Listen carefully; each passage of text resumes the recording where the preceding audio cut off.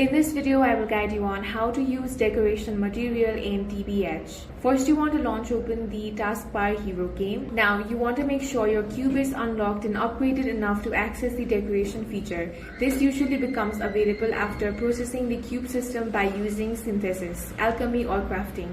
Once unlocked, open the cube menu and select the decoration tab.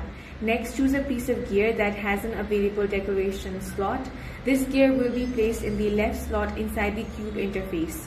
After that, place your decoration material gem into the second slot. Each material gives different stat bonuses depending on the gear type, such as attack, defense, resistance, or special effects. Once both items are placed, confirm the action to apply the decoration. The material will be consumed and your gear will gain a new random stat boost based on the material type.